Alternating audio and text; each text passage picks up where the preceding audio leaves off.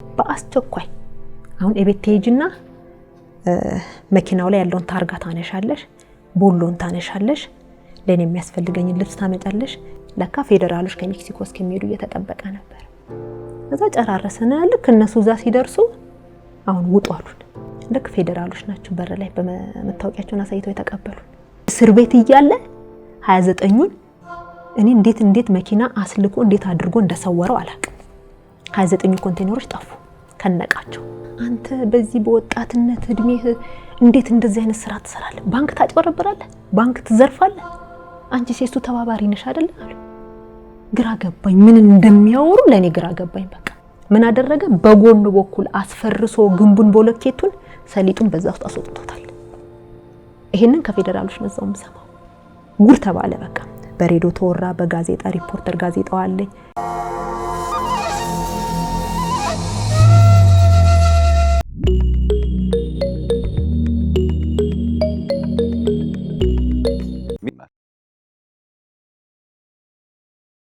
ሂጅና ከሱ ጋራ ባንክ ላይ አለኝ ልክ ሊወጣ 2 ቀን 3 ቀን ሲቀረው ሂጅና ብሩን ወጪ እንዳታደርግ አሳግጆ አለኝ ምን ብዬ አልኩት ቼኩ ጠፋ ብለሽ አለ እንዴ ቼኩ መች ጠፋ ቼኩ የ1 ሚሊዮን ብር ካሳ ለሱ አይደል እንዴ ተሰጣት አልኩት ስለው ጊዜ አይ በቃ ጠፋ ቼኩ ጠፍቷል ብለሽ ሂጅና አሳግጆ እንዲ ያለ ቁጥር ቀሪው አለሽ አይደል አለኛው በዚህ ቀሪ ጠፍቷል ብላችሁ ከሱ ጋራ ሂጅና ቶሎ በይ ባንክ ላይ ብሩን ወጪ ሳታደርግ አሳግጆ አለኝ እኔ ደግሞ ስጽፍላት ለሷ ቼኩን የስፔሊንግ ስተት ስሟ ላይ አንድ ስተት አድርጌያለሁ ከዛ ጧቱን ቅዳሜ ቀን ጧቱን እንደወለችና ዝናሽ አለችኝ ስትጽፊ እኮ ስተት አድርገሻል እዚህ ጋር ስፔሊንግ ስትለኝ ጊዜ እቀይርልሻለሁ አልኳት ገና ከሱ ጋራ ሳናወራ ይሄንን እቀይርልሻለሁ እሺ አሁን ቁርስ ላድርስ ልሄድ ነው ቁርሱን አድርሼ ስመጣ እቀይርልሻለሁ አልኳት ልክ እሱ ጋር ስደርስ ቼኩን አሳግጂው ነው ያለኝ ስተት አለው ብላኛለች እኮ ስጽፍ ተሳስቼ ይዛን ቀን እሱን ልቀይርልሽ ብያታለሁ እንዳትቀይርላት ብሩን ወጪ እንዳታደርግ እንዳትቀይርላት ስለዚህ መሳሳተሽ እንደውም ጥሩ አጋጣሚ ሆኗል ስለዚህ ብሩን ወጪ አታደርግም ሂጅና ባንኩን ከሱ ጋራ ሄደሽ አብራችሁ ባንክ ሂጅና አሳግጁ ቼኩን ጠፍቷል ብለሽ አሳግጂ ከዛ ከልጁ ጋራ ያወራን መጣን ከዛ ይደረጋል ነው ይደረጋል አለኝ እሺ ብዬ መተን አመለከተን እንደዚህ የሚል ቼክ የተጻፈ ጠፍቷል በቃ ግን ህሊና እየፈቀደ አይደለም ያንን ያደረኩት ህሊናሽ ካልፈቀደማ አታደርጊው በቃ አላደርገውም ግን በቃ እንትን ይያለ ያስጠይቃል አይስጠይቅም ይደረጋል አይደረግም እንዴት እንደዚህ ማድረግ አለብን ሳይጠፋ ጠፍቷል ማለቱ ለኔ ትልቅ ነገር ስተት ነው ሳይጠፋ ጠፍቷል ማለቱ ብቻ እኮ አይደለም ታዩ ቼክ ሊጠፋ ይችላል ላይጠፋም ይችላል አሁን ለምሳሌ በትክክለኛው መንገድ ቼክ ይጠፋና ከዛ ጠፍቶብናል ይሄ ቁጥር እንዳይወጣ ይባላል አንቺ ግን ሽማግሌም ነበር ለማስታረቅ እሷ የተቃጠለችውን ለማስታረቅ በቃ እንድትተው አንቺ የዛ አካል ነበር የርቁ አካል ነበር ስለዚህ ይሄ 1 ሚሊዮን ብር ካሳ እንደሆነም ታውቂያለሽ ስለዚህ ካሳ እንደሆነ ያወቅሽ ስትፈርሚ ግን ያስጠይቃል ያስጠይቅም እኮ ይሄ እዛ ውስጥ የማያስገባው ይሄ እኮ በቃ በቀጥታ ወንጀል ነው ማለት ወንጀል ነው ኢንሳይንስ የተሰጣትን ለልጅቷ የተሰጣትን ካሳ እንዳትወስድ አደረግሻት ማለት ነው ማውጣትም ለነገሩ አትችልም ነበር ያንንም አድርጊያለሁ ይሄ ስተት ነው ብዬ ነው ከዛ ጠይቄዋለሁ እሱንም ጠየቅኩት አብሮት ይሄኛውንም ልጅ ተጠየቀው ጊዜ እኔ ሄጄ አላመለከትም ነው ያልኩት ምክንያቱም ቼኩ እንዳልጠፋ ልቤ ያወቀ ይሄንን አላደርግም ስለው እኔ እሄዳለሁ እኔ ነኝ የማናገረው አንቺ አታናግሪም ስለዚህ ይሄንን እናንተ ትወጡበታላችሁ ምክንያቱም እንዳልጠፋ ልቤ ያውቃል ልቤ ያወቀ ግን ይሄን አላደርግም ሄደ ምትናገር ከሆነ ራስ በመትናገረው መንገድ ማድረግ ትችላለህ አልኩትኝ ያንን ሄዶ ሐላፊዋን ማናገርና ምናምን ከዛ እኔን ጠራችና አናገረችኝ ቼኩ በትክክል ጠፍቷል አለችኝ እኔ ለዚህ መልስ የለኝም ነው ያልኳት በኋላ ላይ ግን ነገርኳት ቼኩ አልጠፋም ግን እሱ ነው እንደዚህ አገር ውስጥ ግን አለ ስትለኝ አገር ውስጥ አለ ግን ጥሩ ቦታ ላይ ስላልሆነ ይሄንን ብዙም ላንቺ ምንም እንገልጽልሽ ነገር የለም አልኩኝና ያ በዛ አለፈ ከዛ ልጅቷም በዛው መሃል ተነስታ እሱም ተፈታ ሲፈታ ከሀገር ወጣች እሷ ምክንያቱም ሆስቴስ ነበረች ከሆስቴስ ፓይለት ተምራ ያ ነበረ እሷም ወጣች በቃ ከሀገር ከዛ ከሷ ጋር ያላችሁ ጉዳይ ምን ደረሰ ብዬ ስጠይቀው ጊዜ አይ ጨርሰናል እሷ እኮ ከሀገር ወጣች አለኝ። ወይ መቼ ወጣች አልኩት። ወይ እኔ እኮ በተፈታው በሶስተኛ ቀኔ ከሀገር ወጣች፣ ቀደመችኝ ግን ልሰራላት ነበር አለ። ምንድነው ልሰራላት ማለት አልኩት። ከዛ እኔን እንዳሳሰረችኝ እሷንም አሳስራት ነበር አለ። ያንተ ልጅ አይደለ በሆዷ የተሸከመችው አልኩት። ታይ እባክሽን እሱ ቀላል ነገር ነው አለ። ምን ማለት ነው አልኩት። እንዴት ነው ምን ማለት ነው ቀላል ነገር ነው ማለት? የኔ ልጅ ነው ያረገዘችው ብለ ተናግረህ የለ እንዴት ነው እንደዚህ ማለት ቀላል ነገር ነው ማለት? እንደውም ክልል ወስጄ ነው ማሳስራት አለ። ጭራሽ ክልል ወስደ ግፍ ነው አልኩት። የመጨረሻ ግፍ ነው አልኩት። ነገ አገባታለሁ ብለ የምትለው ሚስትህን እጮኛህን ገና ለገና በአንተ በሰራኸው ስተት አንተ በሰራኸው ጥፋት ወስደ ክልል ማንም ቤተሰብ በማይጠይቃት አካባቢ ነው እንደማሳስራት ማለት ይሄ ራሱ ስተት ነው አልኩት። በቃ ይሄ ትልቅ ስተት ነው። ይሄን ማድረግ የለብን ግን አስብበትና ወደ ራስህ ህሊና ተመለስ ብዬ ይሄን ተናገርኩት። ከዛ በኋላ በዚህ ጉዳይ ላይም አላነሳውለትም። ከቆይታ ብዛት ወለደች ብሎ እኔ እንዴት ያው ተገናኙ መሰለኝ በስልክ አላቀም። ወለደች እኮ ብሎ ፎቶ አሳየኝ፣ የልጅ ፎቶ እሷ ማብራ የተነሳችበት። ምን ተገናኛችሁ አልኩት። እንዴ ተደዋወልን፣ ሰላም ፈጠርን እኮ አለ። ሰላም መፍጠራችሁ ጥሩ ነው እርግጠኛ ነህ አልኩት። አዎ ሰላም ፈጥረናል። ሰላም ከተፈጠረ ጥሩ ነው አልኩና ይሄኛው በዚሁ አለፈ። ከዛ ልክ እሱ ከእስር ቤት እንደወጣ ከዚህ ከጓደኛው ጋራ በሪል ስቴቱ ቼክ ይጽፍለታል። ቼክ ይጽፍለትና የ1 ሚሊዮን ብር ቼክ የሆነ ቀነ ገደብ ሰጥቶት ነበር። ከዛ በዛ በቀኑ ሊመነዘ ሂጅና መንዝሪ አለኝ እኔን። ከዛ እሺ ብዬ ለመነዝር ሲል ባላንስ የለውም ተባለ። ደወልኩና ነገርኩት ባላንስ የለውም ተብሏል ስለው ባላንስ የለውም በቃ ቼኩን አምጩ መልሹ ለኔ አለኝና ወስጄ የሆነ ቦታ ቀጠረኝ። ወስጄ ሰጣሁት። ለካ ይነጋገራሉ ሁለቱ፣ አልተስማሙም። ትንሽ ጠብቀኝ ነገር ብየዋለሁ ነው የሚለው። ከዛ አልተስማሙም፣ ይጣሉልሃል። በዛሽ በ1 ሚሊዮን ቼክ ይጣሉልህና ምን ያደርገዋል? ያሳስረዋል ጓደኛውን። ማን? ይሄኛው የኔ ወንድም ያሳስረውና ስንት ቀን ታሰረ? 1 ወር ከምናምን ይታሰራል። ልክ ይሄኛው ታስሮ ሲወጣ የሰራውን ያሳይዘውን ኳላተራል ሐሰተኛ ኳላተራል እንደሆነ ለባንኮችም ለፌደራልም ሄዶ ጥቆማ ሰጥቶ ይሄ ደግሞ ይሄን ያሳስረዋል። ከዛ ያኛው ታስሮ ከፈታዋል። በቃ ሁለቱም ሚስጥራቸውን ያው ሌባ ሲሰርቅ ይስማማል ሲካፈል ነው የሚል እዚህ ላይ በቃ ድብልቅልቅ ያለ ጸብ ውስጥ ገቡ። ከዛ አሳሰረው። ያኛው ከተፈታ በኋላ ይሄኛውን አሳሰረው። ከዛ ታስሮ ያለ እኔ ጋራ ደግሞ ቀጠሮ ነበረን ውልና ማስረጃ ልንሄድ ማለት ነው እንደነገ። ስልኩን ብል አይሰራም፣ ዝግ ሆነብኝ። ከዛ ጠበቃው ቢሮ የሚመጣ አንድ ጠበቃ አለ። ደወልኩለትና ዛሬ አይተዋል እንዴ ስልኩን እምቢ አለኝ ስለው አይ ከኔም ጋራ ቀጠሮ ነበረን እኔም ስልኩን ቢብሎኛል። ትላንትና ግን ኮየፈቻ አካባቢ ነው ያዋልነው እስከ 4 ሰዓት ቃሊቲ ገቢዎች ሄድን። ከቃሊቲ መሬት አስተዳደር እዛ ነበርን። እዛ ጨርሰን ኮየፈቼ ሄድን። ኮየፈቼ ፖሊስ ጣቢያ ስብሰባ አለኝ ብሎ ነው ሄደው። ከዛ በኋላ በደውልለት ስልኩን ቢያለኝ አለ። አይ ለኔም እምቢ ብሎኛል አልኩት። ስለው በቃ አንቺም ደውይ ነው የምደውላለሁ፣ ስልኩ ከሰራ ሰራ ካልሰራ እንግዲህ ወይ ወደ ውጭ ወጥቶ ይሆን ስል ጊዜ አይ ቀጠሮ ይያለ እንዴት ይወጣል አለሱ። እኔም ቀጠሮ ይያለን አይወጣም አልኩኝ። ሳይነግረኝ ሄጃለሁ ሳይልም አይሄድም አልኩት። ከዛ እኔ ለሊቱን ሁሉ ጧቱን ሁሉ ስደውል ስልኩ ዝግ ነው። ከዛ ለጠበቃው ደወልኩና ምን ይሻለናል ስልኩ አሁንም አይሰራም ምንድነው ያለ ስለው ፖሊስ ጣቢያ አካባቢ ኮየፈቼ ስብሰባ አለኝ ብሏል፣ እዛ ሳይሄድ አይቀርም አለ። መቼ? 2012 መጨረሻ አካባቢ ላይ ነው እንግዲህ። ከዛ በቃ እስኪ እንሂድና ያለውን ሁኔታ ቢያንስ እሱ እንኳን ቢያዝ መኪናው ሊኖር ይችላል ብለን የሱ መኪና ቪኤት መኪና ነው፣ እሱን ግቢ ውስጥ አቁሟል። ለቢሮ የተከራየ ነው ቪትስ መኪና ነበረች። እሷን ላኩልኝ ብሎ አስልኪልኝ የቤት ሹፌሩ ይዞ ይምጣ ብሎኝ የክራይ መኪና ነበረች ቪትስ፣ እሷን ልኬለት እሷን መኪና ነው ከሹፌሩ ተቀብሎ ሹፌሩን ሂድ ብሎ ይዟት የሄደው በሱ መኪና። ከዛ ሄድ እዛ ልክ ጎሮ አካባቢ ስንደርስ ጠበቃ ደወለልን፣ ሌላ ጠበቃ። ከዛ እንደዚህ አራዳ ፍርድ ቤት ነውና ያለነው በአስቸኳይ ነይ ብሎሻል ሲለኝ አልኩት። መኪናውን ሌላ መኪና ደግሞ አለ ይከራይ አሁንም ሌላ በሱ ዞረንና ተመልሰን አራዳ ፍርድ ቤት ስንሄድ ታስሯል። ምንድነው አልኩት። ምንድነው ስለ አይ ዝም ብሎ ምቀኞች ናቸው አለኝ። እንዴት ነው ምቀኞች ዝም ብሎ ያሳሰራሉ እንዴ አልኩት። ስለ ጊዜ አይ ዝም ብሎ እንትን ያሉ ሰዎች ናቸው አንዳንድ ነገር ዝም ብሎ ባለሽ ነገር የሚቀኑ ሰዎች አሉ አይደለ እንደነሱ ናቸው በቃ። ስለዚህ አሁን በአስቸኳይ የማዝሽን ነገር ብቻ አድርጊ አለኝ። እሺ ምን ላድርግ አልኩት። በአስቸኳይ አሁን እቤት ትሄጂና መኪናው ላይ ያለውን ታርጋ ታነሻለሽ፣ ቦሎን ታነሻለሽ፣ ለኔ የሚያስፈልገኝ ልብስ ታመጫለሽ፣ ቤተሰብ ማንም እንዳይሰማ እነኝን ታርጋዎቹንም ምኑንም እሱ በነገረኝ መሰረት እንደዚህ ቦታ ላይ አስቀምጫለኝ። ወስጄ እሻልኩኝና ግን ምንድነው አልኩት።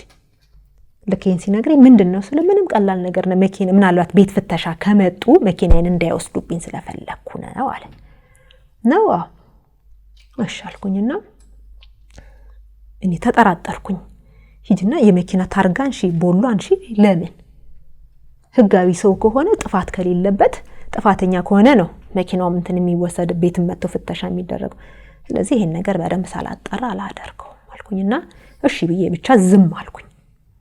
እዛ መጨረሻ ላይ ከቤት ሄድኩኝና ልብስ ምናምን ይዤ የሚበላም ነገር ይዤለት ሄድኩና በየጊዜው በቃ ያለውን ነገር እንትን እያልኩ ሲሄድ ግን አልኩት ማዘርም እየደወለች ነው የት ሄደ እያለች ነው አሁንም። ስለዚህ ይነገራት የሚያቆይ ከሆነ ይነገራት። እኔ ብቻዬን መጨናነቅ የለብኝ አንዴ ቢሮ እያልኩ አንዴ እዚህ እያልኩኝ መጨናነቅ የለብኝም አልኩት። ከዛ በቃ ንገሪያት ግን እሷ መታ ልጠይቅህ እንዳትል ሌሎቹን ልጆች ጥሪያቸው አንቺ ከነሱ ጋር ሆነሽ በየተራ ቁርስም ምሳም አምጪ እሷ ግን እንዳትመጣ እዚህ ጋር ምክንያቱም ሊይዟት ይችላሉ አለ። በምን ምክንያት አልኩት።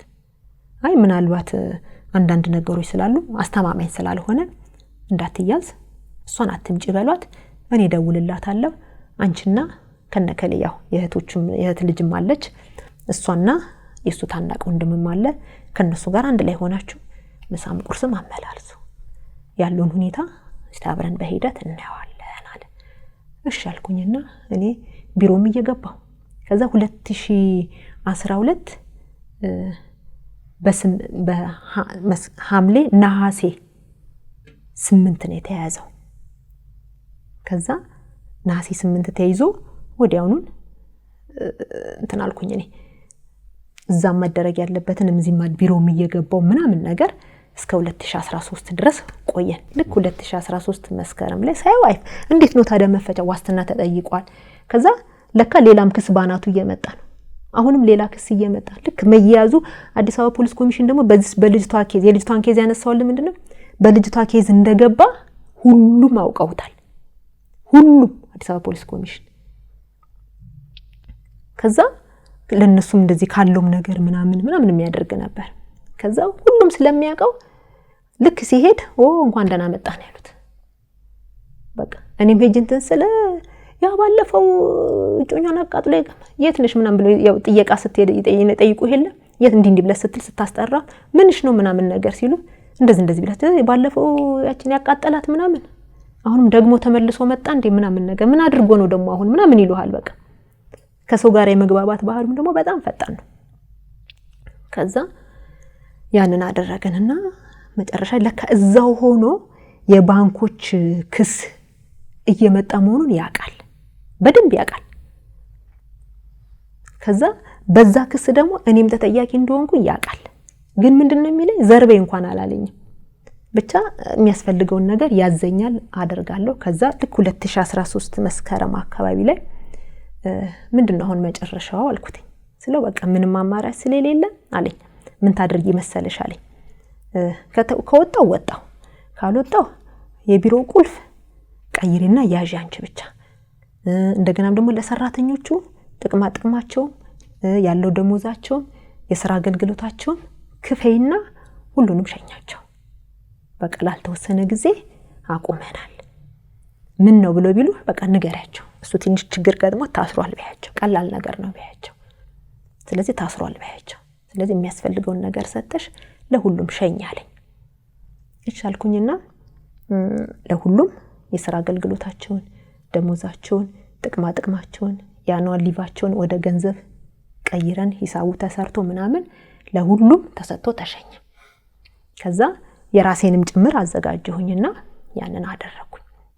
ግን የኔን የሥራ አስኪያጅነቱን በቃሉ ጉባኤ ካልፈረሰ አይቻልም። ስለዚህ ያንቺ ይሁን አለኝ። እሺ አልኩት። ያንቺን ቆይ በኋላ ላይ ፈርምልሻለሁ። ከዛ የነሱም በጠበቃው ምክንያት እዛ ውሉ ላይ በጠበቃው ምክንያት ጠበቃው ይዞ ሄዶ ጠበቆች ያናግሯቸው የለ አናግሮት በሱ የሚፈረመውን ወስዶ አስፈረመና ለሌሎቹ ለሁሉም ተሰጠ።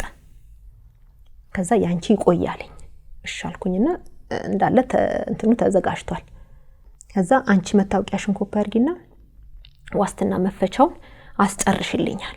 እሺ ብዬ ላይታች ብዬ አስጨረስኩኝና እዛ ልክ መስከረም ከመስቀል በፊት ነው ከመስቀል በፊት ነው ልክ አስጨርሼ መፈቻውን ወጣን። ልክ ስንወጣ ትንሽ ቆዩ አሉን ፖሊሶቹ ማለት ነው። ከዛ ለምስ ቆይ ያልተፈረመ ነገር ስላለ ትንሽ ቆዩ አለን። እሺ አለንና ልክ ትንሽ እንደቆየን ለካነሱ በባንኮቹ ኬዝ ፌደራል ፖሊሶች ጋር ተደዋውለው ልክ ከዛ ከወጣ ያመልጠናል ብሎ ስላሰቡ በዚህኛው በዋስትና እየወጣ አይደለ። ስለዚህ እዛው በር ላይ እንዲቀበሉት ለካ ፌደራሎች ከሜክሲኮ እስከሚሄዱ እየተጠበቀ ነበር። ከዛ ጨራረሰና ልክ እነሱ እዛ ሲደርሱ አሁን ውጡ አሉን። እኔ ጠበቃው ሆነን ስንወጣ ወንድምየውና የእህቱ ልጅ ወደ ባንክ ሄደው ነበር። ከዛ ልክ እኛ ሆነን ስንወጣ ልክ ፌደራሎች ናቸው በር ላይ በመታወቂያቸውን አሳይተው የተቀበሉን። ከዛ ደነገጥኩኝ። ምንድነው ብዬ ስል አንተ ትፈልጋለህ አንቺ ወይዘሮ ዝናሽ አይደለሽ አለኝ። አዎ አልኩት። አንቺም ትፈልጊያለሽ አለ። ለምን አልኩት። እኔ እኮ ምንም ያደረኩት ነገር የለም። ለማንኛውም ለጥያቄ እንፈልጋቸዋለን አሉንና ሜክሲኮ እዚህ ፌደራል ሙስና መጣን። ስንመጣ ከዛ መርማሪዎቹ እንደ ጉዲ በቃ አንተ በዚህ በወጣትነት እድሜህ እንዴት እንደዚህ አይነት ስራ ትሰራለህ? ባንክ ታጭበረብራለህ? ባንክ ትዘርፋለህ? አንቺ ሴቱ ተባባሪ ነሽ አይደል አሉ። ግራ ገባኝ። ምን እንደሚያወሩ ለኔ ግራ ገባኝ። በቃ ምንድነው አልኳቸው። ስላቸው ተባባሪ ነሽ አሉኝ። የማን ተባባሪ? ባንክ ይኸው ያጭበረበረ አይደል እንዴ? ባንክ እየዘረፈ ስንት ባንኮችን አጭበረበርክ? ስንት ባንኮችን ዘረፍክ? ሲሉት እኔ የምገባበት ቀዳዳ አጣሁ። በቃ ከዛ በቃ በጣም ደነገጥኩኝ። ክስ ተመስርቷል ማለት ነው አልኩኝ። ከዛ እስኪ አንዴ ደጅ ውጡ ሲሉን ደጅ ወጥ ስንወጣ ምንድነው ያደረከው አልኩት። ምንድነው ያደረከው? እኔ አሁን እዚህ ጋር መዋሸት አልፈልግም። እውነቱን ነው የምናገረው አልኩት። እውነቱን እናገራለሁ። እውነት ናት ነፃ የምታወጣኝ። እኔ ባልበላሁት ገንዘብ በማላቀው ገንዘብ ለድርጅት ተበድሬ ፈርሜ ስራ ያስኬድክ ይያለ ስራ ያስኬድን ይያለ ሁላችንም እንዴት እንደዚህ አይነት ነገር ታደርጋለህ? የባንክ ብድር ችግር የለውም ዘግቼዋለሁ አልቋል ይያልክ አይደለ? ምንድነው እየተሰራ ያለው? ልጆችን በሰላም እንዳላሳድግ እያደረከኝ ነው አልኩት። አሁን እዚህ ጋር ነው በቃ የኔ እናንተ መቆራረጥ እዚህ ጋር ነው የሚያመጣው አልኩት። ከዛ በየተራ ያስገቡን አንተ ደጅ አንቺ ነህ ያሉ ሲያናግሩን ከዛ እኔ አልኩት መርማር እኔ የምትሉትን ነገር ባንክ ብድር አዎ አውቃለሁ፣ ነገር ግን የባንኩ እዳ ተከፍሏል ነው ያለኝ። ደግሞ ያጭበረብሮ በእንትን መውጣት ያለበትን ቡና በዚያ አስወጥቶ አንተ ሰሊጥ እንዴት አርጋ አታቂም እንዴ? ሰሊጥ ግንባ ፍርሶ እንዳወጣሉኝ። የምን ግንብ አልኳቸው። ይሄንን ታሪክ አላቅም። ሰሊጡም ኤክስፖርት ተደርጓል። ሰሊጡ ኤክስፖርት ሲደረግ እንዴት ነው በየጠይቀዋለሁ ያኔ በወቅቱ ማለት ነው። ሲደረግ ግማሹን ብር ለባንኩ ከፍያለሁኝ፣ የሆነ የሚቀር ብር አለ፣ እሱን ደግሞ በሂደት ልንከፍል ተነጋግረናል። ለካ የዛ ሰዓት ኮቪድ ሰዓት ስለነበረ የመጋዘኑን ባለቤት አስፈቅዶ መጋዘኑና ማበጠሪያው ሰሊጥ ማበጠሪያው ጎን ለጎን ነው የተያያዘ ነው። እንደዚህ ኤል ነገር ነው። ከዛ በጋራ ነው የተቆለፈው ባንኩና ድርጅቱ ሁለቱ። እሱ ለዛ የመጋዘኑ ባለቤት ለቀጠራቸው ልጆች ትንሽ ብር ይሰጣቸዋል እንዲጠብቁለት። ባንኩ ግን ምንም ጥበቃ አላስቀመጠም። ምን አደረገ? በጎን በኩል አስፈርሶ ግንቡን ቦለኬቱን ሰሊጡን በዛ ውስጥ አስወጥቶታል። ይሄንን ከፌደራሎች ነው ዘው የምሰማው እስር ቤት ማለት ነው። ከዛ ግንቡን አስፈርሶ አስወጥቶ አስበጥሮ ጆንያ አሳዝዞ እሱን ደግሞ በምን ባንክ በሌላ ባንክ ምንም እዳ በሌለበት ባንክ ሰሊጡን ፕሮኤልሲ ያስከፍቶ ፕሮሰሱን አድርጎ በዛኛው ባንክ እንዲወጣ አድርጎ ዶላሩን በዛ ካስገባ በኋላ ሙልጭ አድርጎ ብቻ ቡናን በገባበት ዶላር ሰሊጡን በገባበት ዶላር ብሩ ወጥቶ ሲያልቅ ነው ብድር የሚጠይቀው ምንም ሳይያዝበት ማለት ነው። ከዛ አንዳንዴ ቢን ይለኛል እኔ እንደው አልባነንኩም ብቻ በጥንቃቄ ስሪ ስራውን እሺ በታማኝነት ስሪ እሺ ስራ አንድ ችግር ቢፈጠር ለራስሽ ማሰብ አለብሽ ለኔ ችግር የለው አሁን አንዳንዴ ደሞዝ የሚከፈል ብር የለም ባላንስ የለውም ብዬ ከጠየቁት እስቲ ብር ፈላልጊና አስገቢበት ይለኛል ከየት ነው ፈላልጊ ከጓደኞችሽ ምናምን ይለኛል አረ እንደዛ አይነት ብር ያለው ጓደኛም የለኝም 200 300 ሺህ ብር ያለው ጓደኛም የለኝም ከየት ስለሆነ ታይ አንቺ ልጅ እኔ ነገ አንድ ነገር ቢሆን ብር ከየት አምጥተሽ እንትን ልትይ ነው ለምሳሌ ወይ ውጭ ቁጣ አንድ ነገር ቢሆን ለነገሩ ታዩ እኔ አሁን ይሄንን ብር ከውጭ አካውንቴ ላይ አምጥቼ ከፍለዋለሁ ይለኛል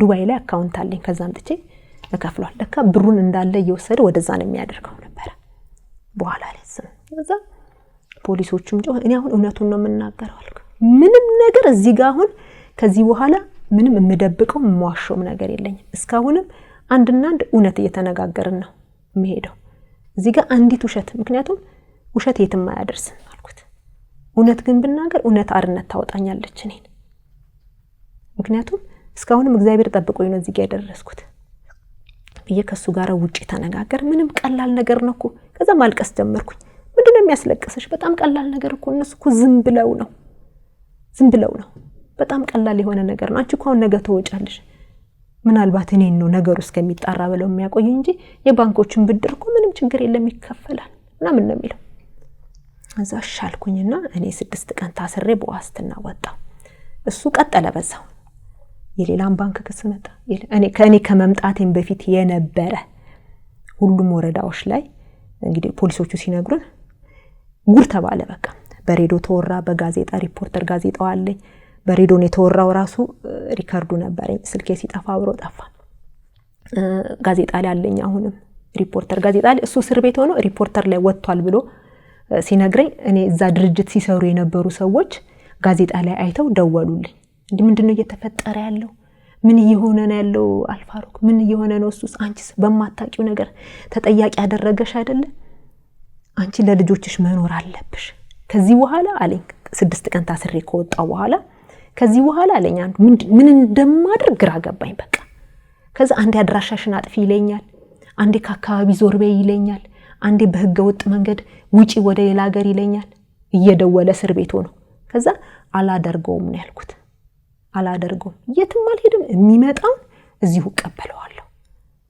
እሺ እቃዎቹን ሽጪ የመጡትን 33 ኮንቴነሮች ሽጪ የራሱ የእቃው ያረፈበት መጋዘን ሰውዬ ይገዛዋል ለሱ ሽጪለት ደረሰኝ ቁርጭና ሽጪለት አላደርገው ደግሞ በዚህ ደግሞ ሌላ ጣጣ በገቢዎች ሌላ ጣጣ እንዲመጣ ሲገባ 33 ኮንቴነር በኢንቨስትመንት ፍቃድ ከቀረጥ ነፃ ነው የገባው ምክንያቱም ለራሱ አገልግሎት ብሎ ነው ያስገባው ለኢንቨስትመንት ፍቃድ በሱ ነው የገባው ፍቃዱንም አሳያለሁ በሱ ነው የገባው ከቀረጥ ነፃ 33 ኮንቴነር ከቀረጥ ነፃ ነው የገባው ወደ 34 ሚሊዮን ምናምን መከፈል ያለበት የታክስ ግብር ማለት ነው ከሱ ከቀረጥ ነፃ ነው የገባው በአሁኑ ታክስ ላይ እንትን ሲባል እንደዛ ነው የተከፈለው ከዛ ጋዜጣ ላይ ሳይው ድሮ ቢሮ የነበሩ ልጆች ደወሉልኝ ምንድነው እየተፈጠረ ያለው አንቺ በማታቂው ነገር ውስጥ ሌላ አዳ ውስጥ ጨመረሽ አይደለ ምናምን ሲሉኝ አሁን ምን እንደማድርግ ግራ ገብቶኛል ምንድነው ማድረግ ያለብኝ ሲል ከዚህ በፊት ኤክስፖርት ማናጀር የሆነው እሱም ጋዜጣ ላይ ተደውሎልኝ ነበር ዝኑ ልንገርሽ አለኝ አንቺ አሁን አንድ ነገር ማድረግ ያለብሽ ከህግ አካላትና ከባንክ አካላት ጋር ሆነሽ እውነቱን እየተናገረሽ አብረሽ ስትሰሪ ነው ነፃ የምትወጪው ከዚህ በኋላ ይሄ ሰውዬ ከዚህ በላይ ግድያ የለም በቃ ገሎሻል በቁምሽ ነው የገደለሽ ከዚህ በላይ ምንም ሊያደርግልሽ አይችልም እሱ አረ እንደዚህ ቃም ሽጪ እያለኝ ነው ግን አላደርግም ብያለሁ እንዳትሸጪ 33 ኮንቴነሮች ይላል እንዳትሸጪ ምንም ነገር እንዳታደርጊ አሁን ሂጂና ለፌደራል ፖሊስና ለአቃቤ ህጎች ምናምን ሪፖርት አድርጊ አብሬያችሁ ሰራለሁ እቃውን ያለበትን እጠቁማለሁ ወይ ሲለኝ ጊዜ እውነት ነው አልኩኝና ከዛ በአንደኛው ባንክ ችሎት ላይ ቆመን ችሎት የመጀመሪያ በቃ ቆምኩኝ እዛ ጋር ስቆም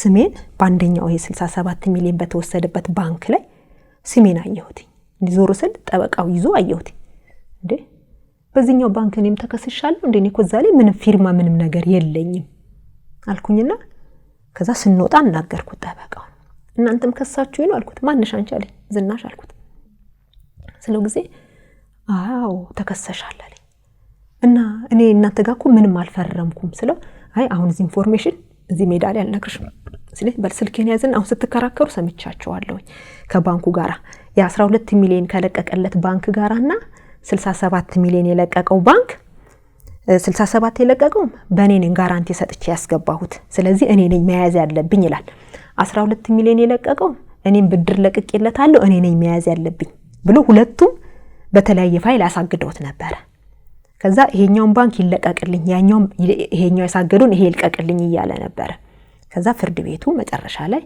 በገባው ጋራንቲ በሰጠው ባንክ ነው መያዝ ያለበት ተብሎ በሱ ተያዘ ከዛ ስልኬን ሰጥቻቸው ስለነበር ደወሉልኝና ወይዘሮ ዝናሽ ነሽ አለኝ አዎ አልኩት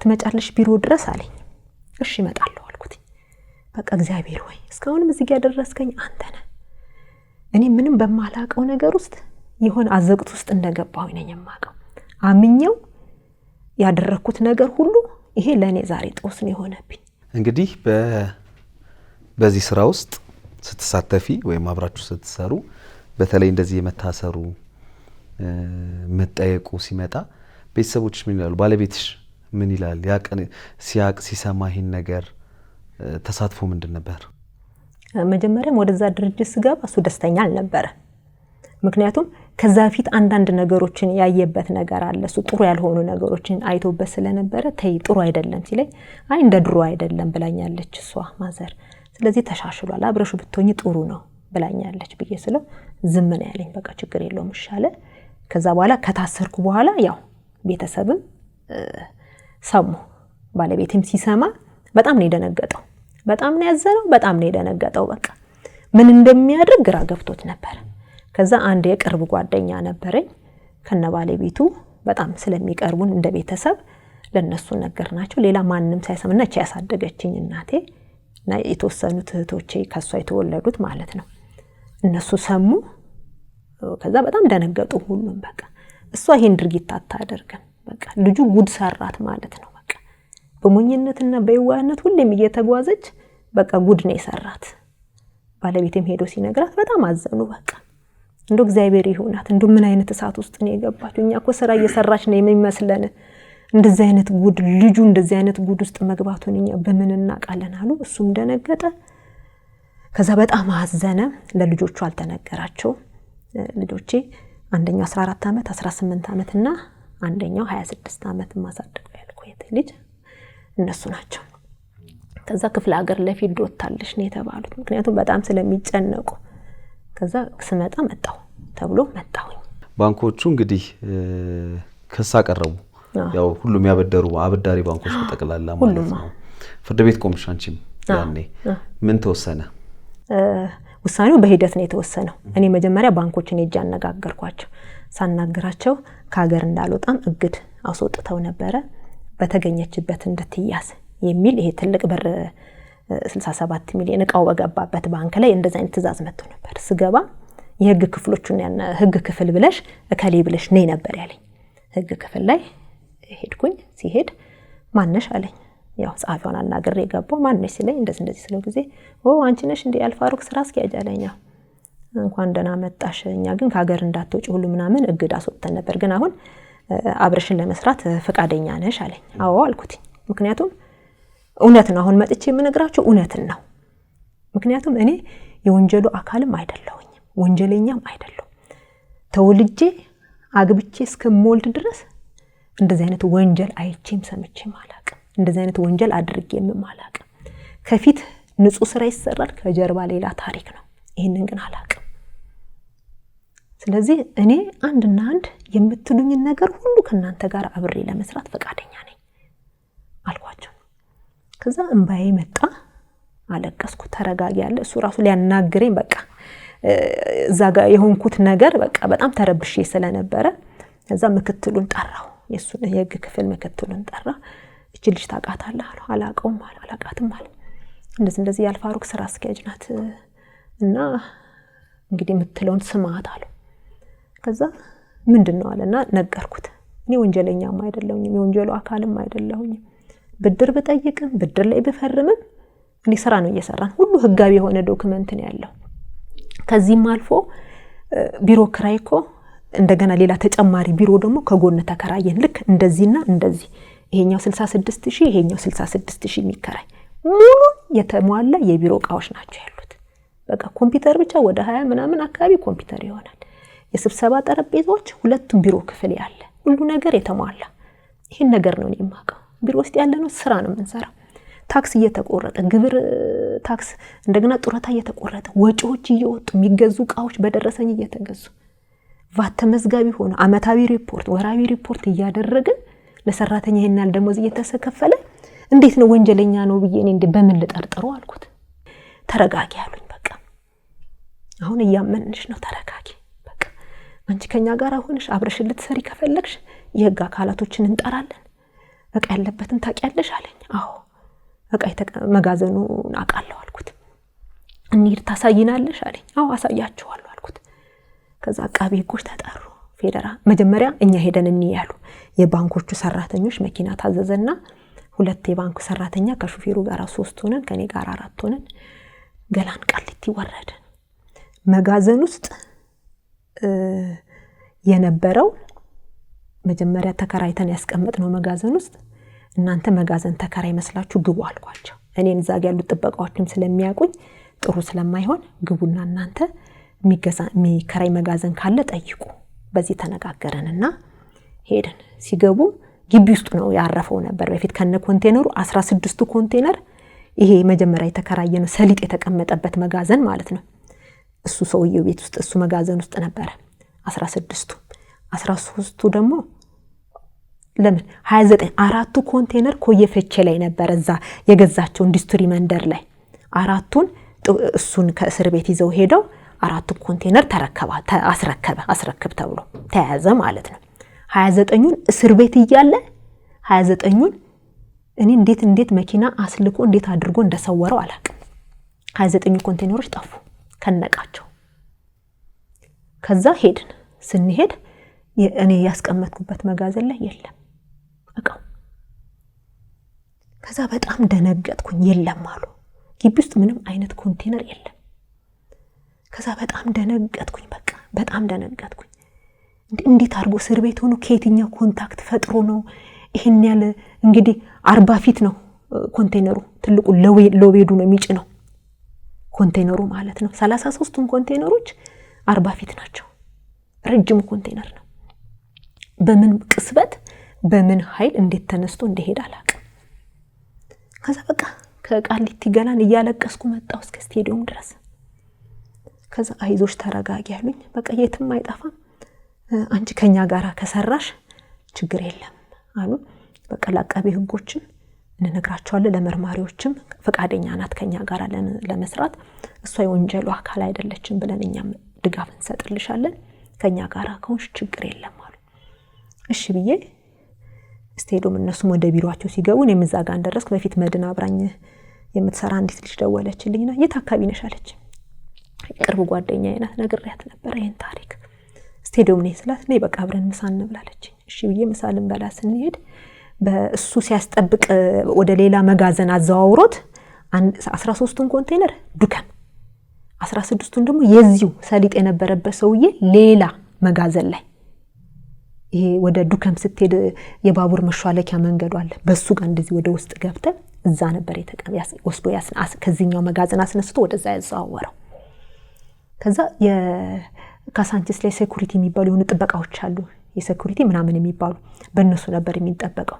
ከነሱ ጋር የታችኛውን ይሄ ኢንዱስትሪ መንደር ያለው መጋዘን የሚጠብቁት የነሱ ጥበቃዎች ስለሆኑ ከኔ ጋር ኮንታክቱ ነበራቸው።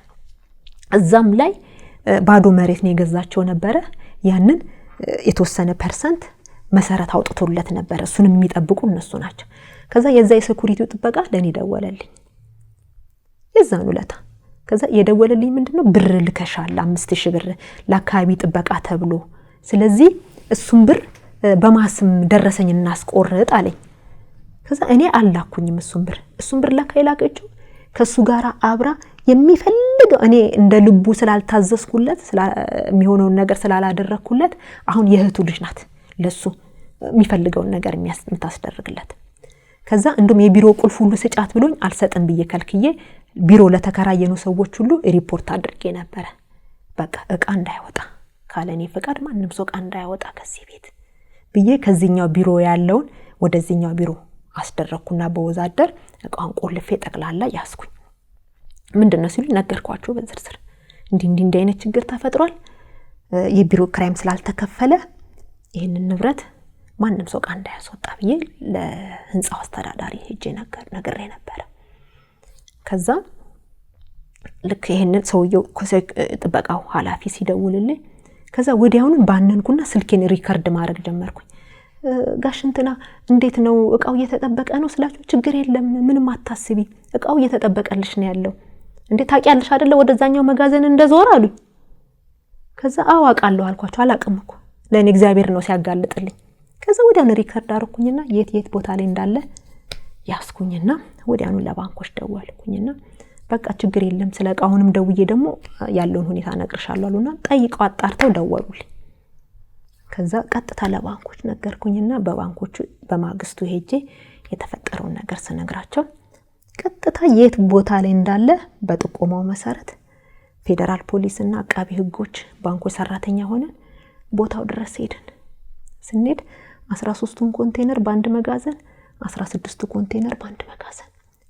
13ቱ ዝም ብሎ የሆነ መጋዘን ተከራይተው መጋዘኑ ስላልቻሉ ግቢ ውስጥ ነው ያረፈው ዝም ብሎ 16ቱ የሺፒንግ ኮንቴነር ነው ኮንቴነሩ በክራይ ነው የመጣው ያን እቃው ሲመጣ ከውጭ ማለት ነው ከዛ ውስጡ ነው ያለውን አራክፎ ብረቱን ሰውየው ደረሰኝ ቁረጭለት ይግዛ የማጋዘኑ ባለቤት ይግዛ ሲለኝ እቃውን ለካ ሰውየው አራክፎታል ምክንያቱም የመጋዘንም ክራይ እዳ ስላለበት እዳውን ወስዶ ከዛ ላይ የቀረው ሊሰጠው ነበር ከዛ እስር ቤት ሆኖ ይደውልልኝ ነበር እቃውን ለምንድን ነው ማትሸጪው ኮንቴነሮቹ ይሸጡ ቃው ሲለኝ ጊዜ በዚህ ነገር ላይ አልተባበርም ምክንያቱም ይሄ ደግሞ ሌላ ወንጀል ነው እስካሁን የሰራውት ወንጀል ያሰራህኝ ባለማወቅ ያሰራኝ ወንጀል አይበቃም አልኩት ከዚህ በኋላ ደግሞ እንደገና ሌላ ወንጀል ሌላ በገቢዎች ሌላ ጥያቄ አላደርገውም አልኩት አንቺ እዚህ ነገር ውስጥ እንኳን እንደዚህ አይነት መከራ ውስጥ ይያለውኝ እንኳን አትተባበሪኝም አልተባበረም ከዚህ በኋላ ስልኬ ላይ እንዳትደውል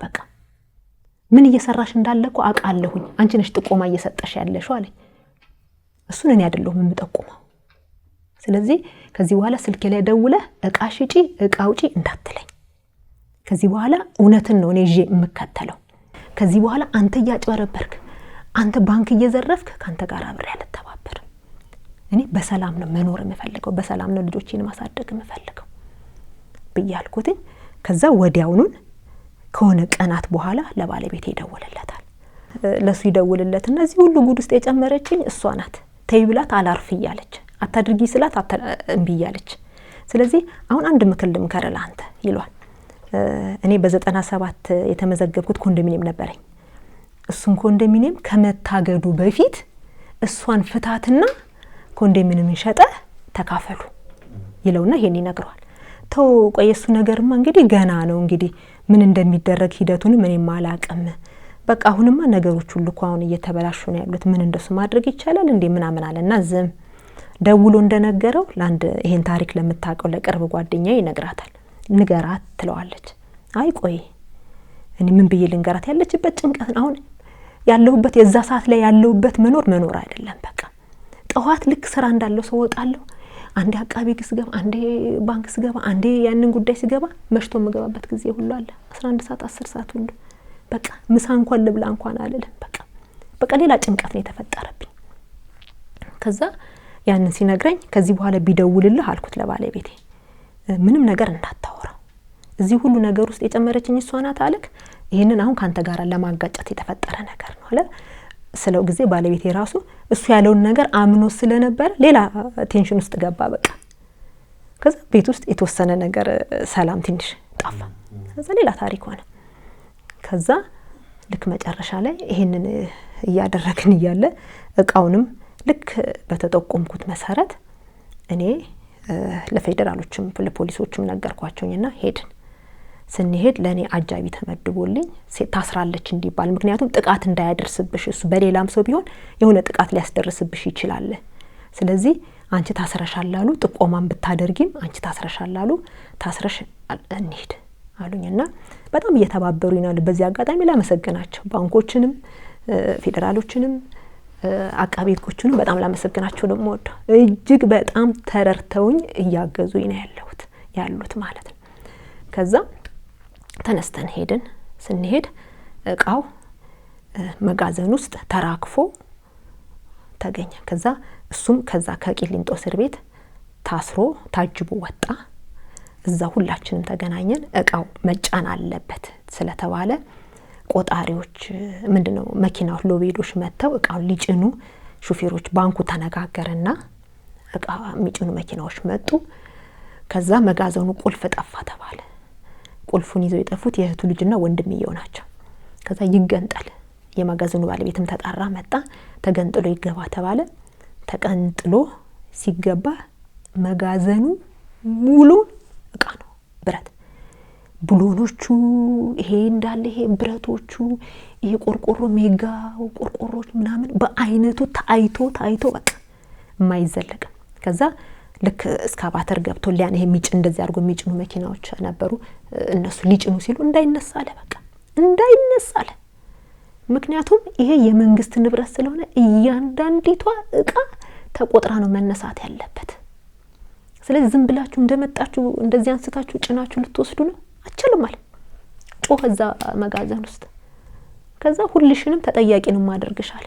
እያንዳንድሽን ሁልሽንም ተጠያቂ ነው። ይሄ እቃ ሳይቆጠር ተነስቶ አንድ እቃ ቢጎድል ተጠያቂ ነው ማድረግሽ አለ። ከዛ እሺ ተብሎ እነሱም ተነጋገሩበትና ከዛ ተወጣ። እንትን ፍርድ ቤት ተቆጥሮ ይነሳ ወይ ሳይቆጠር የሚለው ነገር ጥያቄ ያቀረቡና እያንዳንዱ ነገር ምክንያቱም በኮንቴነሩ ሙሉን ቢሆን እንዳለ ኮንቴነር ቁጥሩና ኮንቴነሩ መነሳት የሚችለው፣ ይሄ ግን ተራክፏል። ስለተራገፈ እያንዳንዱ ነው ተቆጥሮ መነሳት ያለ።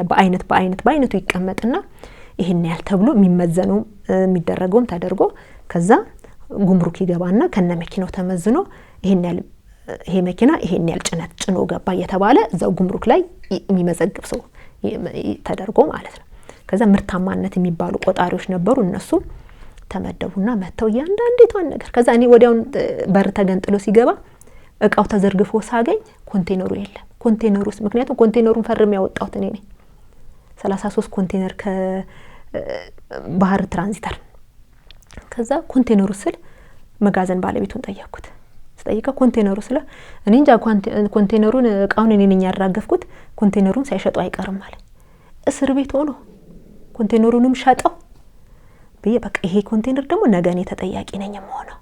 ስለዚህ ለኢትዮጵያ መርከብ ድርጅት ሄጄ ሪፖርት ማድረግ አለብኝ አልኩኝና ከተወሰነ ቀን በኋላ መርከብ ድርጅት ሄጄ እዛ ፈርሜ ያወጣሁበት ክፍል ሄጄ ሲጠይቃቸው እነሱ ለካ ፈልገው አተውት ጸጥ ብለዋል። እንትን አንዳንድ ሰራተኞች መድበዋል ይሄን ያህል ቁጥር ያለው ኮንቴነር ጠፋ ተብሎ። ከዛ ሄጄ ስነግራቸው በጣም ደነገጡ። አንቺ እዛ ምንድነሽ አለኝ። የድርጅቱ ስራ አስኪያጅ አልኩት። ንግድ ፈቃዱን ይዤ ስለነበር አሳየዋቸው። በጣም ነው የምናመሰግንሽ አሉ። በቃ እኛ እኮ ኮንቴነሩ ተጥበሉ ሰውየው እንደዚህ አይነት ወንጀል ሰርተው እስር ቤት ነው ያለው። 16 ኮንቴነር ተሸጧል። 13 ኮንቴነር አለ። ሁለቱም በፌደራል እየተጠበቀ ነው ያለው። ወዲያውኑን እነኛ ሴኩሪቲ ጥበቃዎችን ባንኩ አባረረና ባንኩ በፖሊስ በቀናበል እየከፈለ ሁለቱም መጋዘን ላይ ማስጠበቅ ጀመረ። ምክንያቱም በኋላ ላይ ደግሞ ሌላም ነገር ሊመጣ ይችላል የሚል ፍራቻ ስላለ ማለት ነው። ከዛ እንደዛ ሆኖ መጠበቅ ጀመረ። ለነኝም ሄጄ ሪፖርት አደረኩኝ። እነሱም ሄደሽ መተሽ ጥቆማ በማድረግሽ እጅግ በጣም እናመሰግናለን አሉ። እሺ አልኩኝ። ከዛ ልክ ያኛውንም እቃውም እንደተገኘ ቀጥታ አቃቢ ሕጎች አስጠሩኝ። እኔን ዋና ከፍተኛው አቃቢ ሕግ እንትኖች ምክትሎችም ዋናው ማኔጂንጎችም ጠሩኝና በጣም ነው የምናመሰግንሽ፣ እግዚአብሔር ይስጥሽ። ከሕግ አካላት ጋር ሆኖ የሚሰራ ሰው እንደዚህ አይነት ሰው ነው የምንፈልገው። እውነትን እየተናገርሽ በመምጣትሽ እኛንችን በባንኩ በኩል ያለውን ነገር ወደ ምስክርነት እናዞርሽና ነፃ እናወጣሻለን። ምክንያቱም አንቺ አሁን እኛ የወንጀሉ አካል እንዳልሆንሽ በደንብ ተረድተናል። ስለዚህ አንቺ በዚህኛው ባንክ በኩል ነፃ እናወጣሻለን። በሌላ በኩል በማንኛውም ነገር ልንተባበርሽ በምንችለው መንገድ እንተባበርሻለን። ስለዚህ ወደ ምስክርነት እናዞርሻለን። ምንም ችግር የለም አታስቢ ብሎ አመስግኖ ሲሄድ እየተባበሩኝ እዛም ስንሄድ እያንዳንዲቷን ያቺ 29ኛንም ኮንቴነር አመት ይሆናል የፈጀብን። ምንም ስራ አልሰራም። በቃ ይሄን ብቻ እየርኩ መከታተል፣ ደሞዝ የለም ምን የለም እየርኩ ብቻ መከታተል በቃ። ከዛ በዚህ መሃል ላይ በቃ ቤቱ በኔ ስም ስለሆነ እጣም ይወጣልኝ ልሸጠው ማስቤ ነበር። በቃ ልሽጠውና ምክንያቱም ይሄ የራሴ ንብረት ነው። ስለዚህ መጠየቅ የለብኝም ሰው ማማከር ስለ ይሄ ድርጅቱ በድርጅቱ በራሱ ነው እንጂ ወደ ግል ንብረትሽ መምጣት የለበትም ብለው ሲያማክሩኝ በቃ ይሸጥና ሳጣጠየኳቸው እንደዚህ ቤት ነበር ምን ላድርገው በየስላቸው አይ በቃ ወደ በልጆች ስም ወይ በባለቤት ስም አስደርጊ ሽጭና ሲሉኝ እሺ ብዬ ልሸጠው ወዲያውኑ ይሄንን ለባለቤት ያኔ ስልክ ደውሎ እንደነገረው ነበር እሱን ላድርግ ስል ጨርሰን ገዢ ፈልገን ልንሸጠው ስንል ቤቱ ታክዷል። ያንንም ያደረገው እዳ ነበረበት ወደ 94,000 ባለቤቴ ክሬዲት ወስዶ ሰውም ሰጠው ምናምንና ያንን እዳውን ከፈለና ከዛ ልንሸጥ ስንል ቤቱ ታክዷል። በቃ በጣም ነው በቃ በዚህ ሰዓት ሌላ ታሪክ ተፈጠረ በቃ ቤት ውስጥ። ከዛ በቃ ልጆቼን ንብረት ቅርስ አውጥቼ ከሰው ተበድሬ እንደ ዳገብቼ ይሄንን ከፍዬ እሸጣለሁ ብዬ እዚህ ሁሉ ነገር ውስጥ እንግዲህ ባንቺ ጦስ ነው ሁሉ ነገር የተፈጠረው።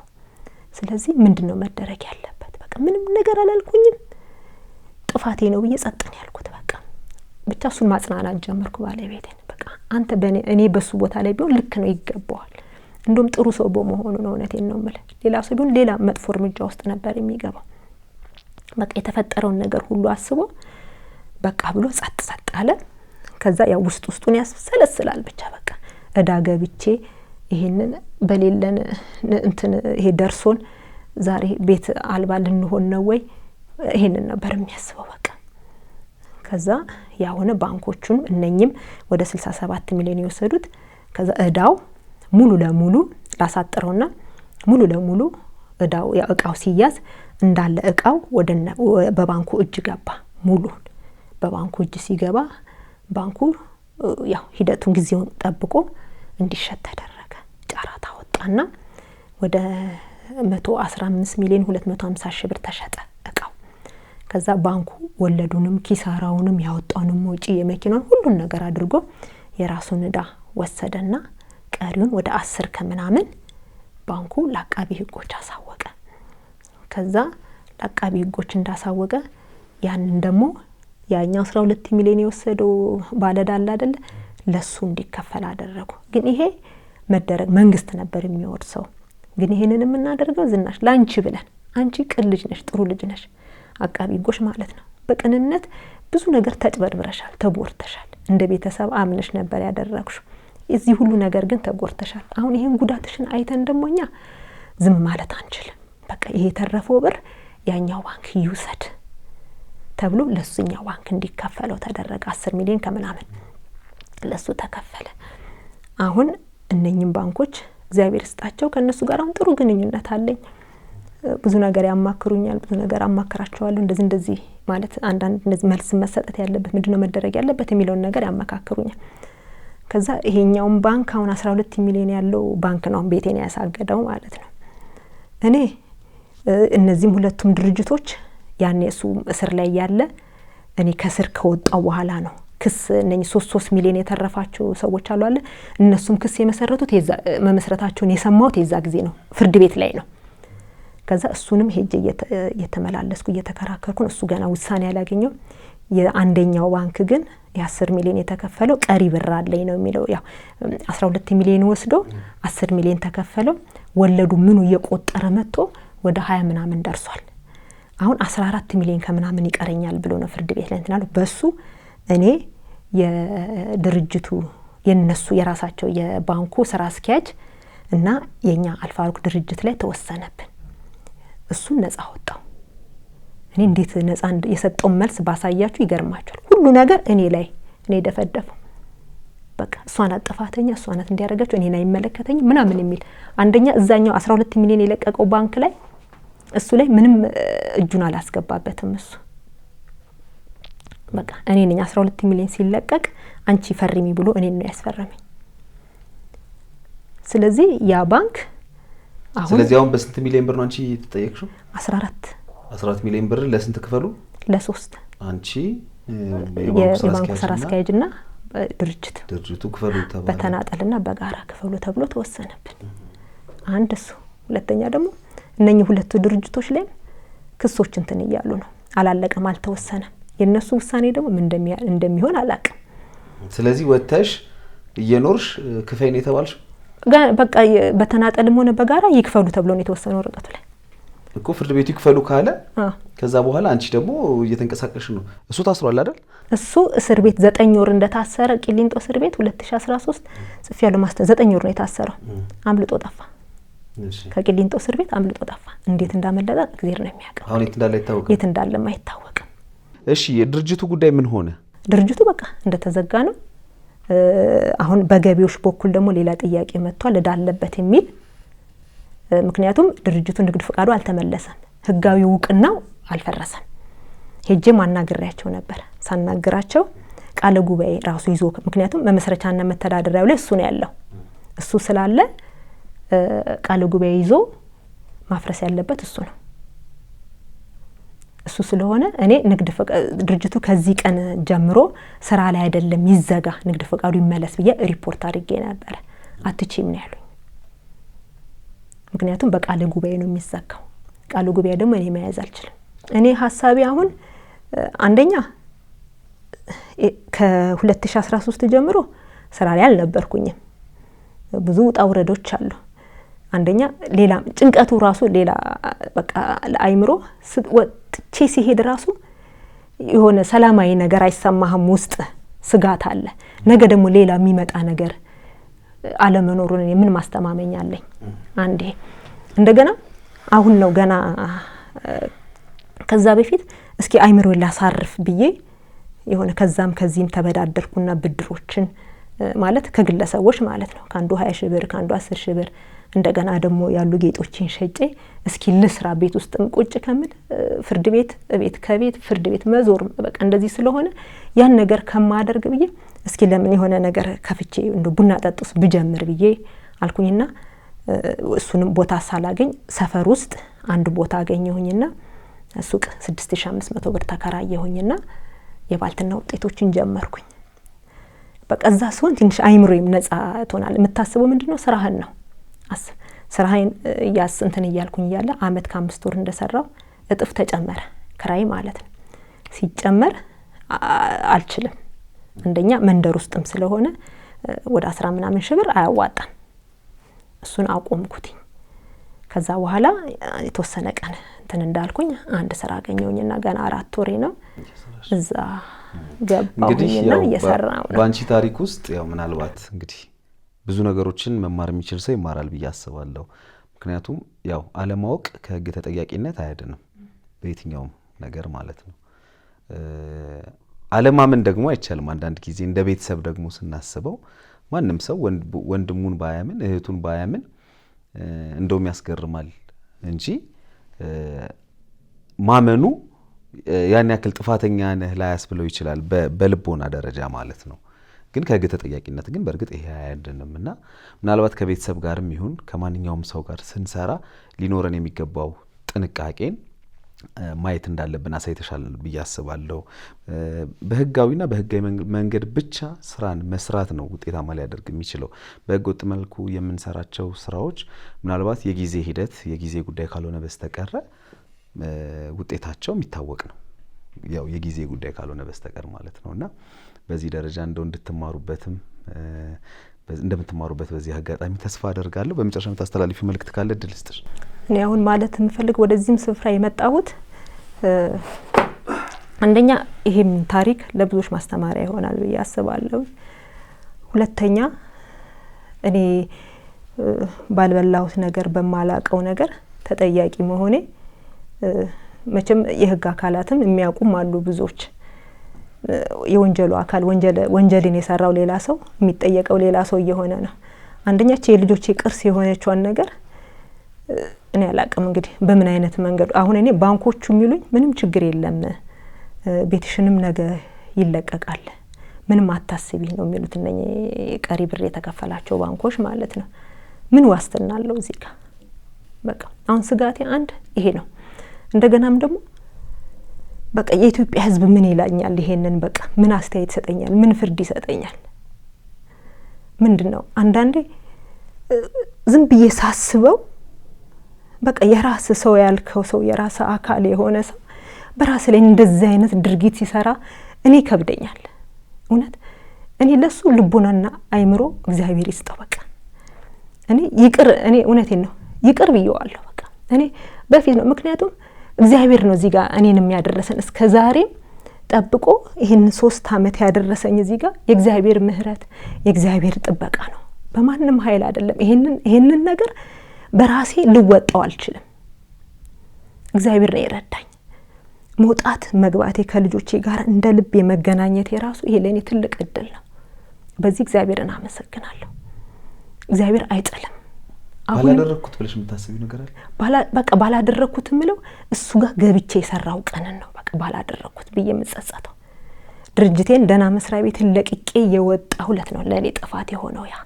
በቃ ግን እንደ ሰውኛ እንደ ቤተሰብ አስቤው ነበር። ይሄ ልጅ ሊቀርበኝ ከቻለ ለምን ሸሸዋለሁ የሚለውን አስቤ ነበር። አሁን ይሄን ታሪክ ብዙዎች አያውቁት። ምክንያቱም አንዳንዴ ለሰዎች ልትነግር ስትል ነገሩ ረጅም ስለሆነ እኔን ያደክመኛል። በቃ ለሌላውም ሰው ስትነግረው ያም ሰው የሚሰለቸው ነው የሚመስለኝ። ጫፍጫፉ ላይ ላይውን ስትነግረው ያ ሰው ታሪኩ ራሱ እንዴት ሆኖ ምናምን ይላል። አሁን አንዳንዴ ለአንዳንድ ስትነግረው እንደው ምን አይነት ልጅ ነው እንደው ምን ጎበዝ ነው ግን ጎበዝ ነው ምናምን ሲሉ ይሄ እኮ ጉብዝና አይደለም ጀግና ነው አደንቀዋለሁ የሚል ሰው አለ። አሁን አንዳንዴ ስትነግረው ይሄ እኮ ጀግንነት አይደለም ይሄ የሚደነቅ ሰው አይደለም ይሄ የመጨረሻ ውድቀት ነው ብዬ ነው ማስበው። በቃ እንዳልሽው ምናልባት እንግዲህ ትልቁ ጥያቄዋ ምንድነው ሐሳባችሁ እንደው ምን ትሉኛላችሁ ነው? ምን ትሉኛላችሁ ነው? በጣም ብዙ ሰው ብዙ ነገር ይልሻል ብዬ አስባለሁ። የሚያግዘኝ ሰው ለምሳሌ በገቢዎች ዙሪያ የሚያግዘኝ ሰው ካለ በፍርድ ቤት ዙሪያ ያቃሉ። አሁን ከዚህ ከከፍተኛ ፌደራል ፍርድ ቤት ጀምሮ የሱ ስም ሲጠራ የማያውቀው ዳኛ የለም። ከዛኛው ቢሮ ተቀይሮ የመጣ እዚህኛው ዳኛ ላይ ይሄኛውን ኬስ ይዘው እንዴ ይሄን ስም አውቀዋለሁ እዛ ያለኝ ዳኛ ለዛ ችሎት ላይ ቆም ይሄን ኬዝ እዛ በሌላ ኬዝ አይቼዋለሁ የሚል በቃ አዎ ያልኩበት ጊዜ አለ። አንደኛ ያለ ጠበቃ ነው ራሴን በቀጠሮ የሚሄዱ እግዚአብሔር ረድቶኝ ማለት ነው። ከዛ በፊት በአንደኛው ባንክ ላይ አንድ ጠበቃ ህግ ክፍል ይሰራሉ ብዬ ያልኩ ሰውዬ ያግዙኝ ነበር ከአርባ ምንጭ እየመጡ በቀጠሮ ግን ሲመቻቸው ያግዙኝ ነበር። አሁን ልክኛ ላይ ሲወሰን ያውሳቸውም ቀሩ። እንግዲህ በሐሳብም በህግም በሙያም በእውቀትም ልታግዟት ትችላላችሁ፣ ልትደውሉላት ትችላላችሁ፣ ልታገኟት ትችላላችሁ። እንግዲህ ሐሳባችሁን ተጠብቃለች። ሰውኛ የሆኑ ሐሳቦችን በተለይ እንደው ምንስ ላድርግ ከዚህ በኋላ ለሚለው ወይም እስካሁንስ ያደረኩት ነገር ይሄ ነው እንግዲህ ተማሩበት ብላለችና እንግዲህ ሁላችሁም የየግላችሁን ሐሳብ እንደምታደርሷት ተስፋ አደርጋለሁ። ስላካፈልሽን ታሪክ ስለነገርሽን ስላስተማርሽን ግን እኔ ከልብ አድርጌ አመሰግንሻለሁ። መልካም ጊዜ ይሁንልሽ። አሜን። እንግዲህ የተከበራችሁ ተመልካቾቻችን ከዛሬው ባለ ታሪካችን ጋር ያደረግነው ቆይታ ይሄንን ይመስላል። ብዙዎቻችሁ እንደተማራችሁበት ግን ተስፋ አደርጋለሁ። ምክንያቱም በተለይ ከቤተሰብ ጋር ስራዎችን ስንሰራ ከምናቀው የቅርብ ከምንላቸው ሰዎች ጋርም ስራዎችን ስንሰራ እንደው ከእምነቱም በዘለለ ጎን ለጎን ልንጠነቀቅ የሚገቡን ነገሮች እንዳሉ ማሳያ ነው ብዬ አስባለሁ። እኔ አንድ ነገር መናገር እችላለሁ። ማናችንም ማንንም ሰው ብናምን ኃጢአት አይደለም፣ ማመን ኃጢአት አይደለም። ግን መጠንቀቅ ደግሞ በጣም አስፈላጊ ነገር ነው በህይወታችን ውስጥ። ሁላችንም እውነታን ይዘን ሐቅን ይዘን እንድንሰራ ማሳያ ነው ብዬ አስባለሁኝ። ግን አለማወቅ ደግሞ ከህግ ተጠያቂነት ስለማያድን መጠንቀቅ ሁላችንም ያስፈልገናል። እየሰራን ያለነው ስራ ምንድነው? ምን አይነት ስራዎችን ነው እየሰራን ያለነው? ምን አይነት ኃላፊነቶችን ነው እየወሰድን ያለነው የሚለውንም በደንብ ያሳየናል ብዬ አስባለሁ። በሌላ ጊዜ በሌላ ታሪክ እንገናኛለን። እኔ አለምሰገድ ታደሰ ነኝ። መልካም ጊዜ።